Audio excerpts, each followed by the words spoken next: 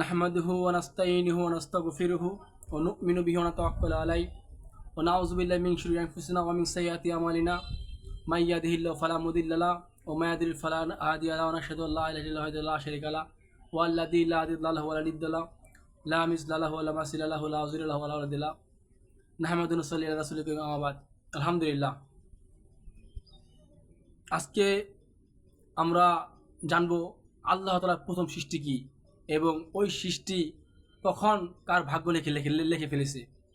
তো আজ দেরি না করে শুরু করছি যে মহান আল্লাহ পাকের প্রথম সৃষ্টি কি। মহান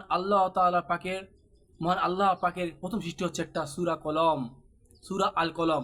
ওই কলমের দ্বারা পৃথিবীতে চাঁদ কয়বার উঠবে ওই ভাগ্য লিখে ফেলেছে। ওই কলমের দ্বারা জমিনের ভাগ্য লিখে ফেলেছে। ওই কলমের দ্বারা আসমানের ভাগ্য লিখে ফেলেছে। ওই কলমের দ্বারা সমস্ত জীবজন্তুর ভাগ্য লিখে ফেলেছে। ওই কলমের দ্বারা সমস্ত মাখলুকাতের জীবন লিখে ফেলেছে। ওই কলমের দ্বারা সমস্ত মানুষের জীবনের কাহিনী লিখে ফেলেছে। ওই কলমের দ্বারা কে কথা মৃত্যুবরণ করবে তা লিখে ফেলেছে। সূরা আল কলমের দ্বারা কে ডক্টর হবে, কে কর্নেল হবে, কে মেজর হবে, কে রিক্সাওয়ালা চালাবে, কে ডাইরেক্টর হবে, কে ওসি হবে, কে এমপি হবে, কে মন্ত্রী হবে, কে ডক্টর হবে। ওই কলমের দ্বারা সমস্ত মাখলুকাতের ভাগ্য লিখে ফেলেছে সূরা আল কলম। এই জন্য আমাদের ভাগ্য পরিবর্তন আমরা কোনোদিন করতে পারবো না। আমাদের ভাগ্যে যা লেখা আছে তাই হবে। কিন্তু ভাগ্যে যদি কোনো খারাপ কিছু লেখা থাকে তাহলে একমাত্র দোয়া দ্বারা পরিবর্তন করা যাবে এবং আল্লাহ তাআলা পরিবর্তন করবে।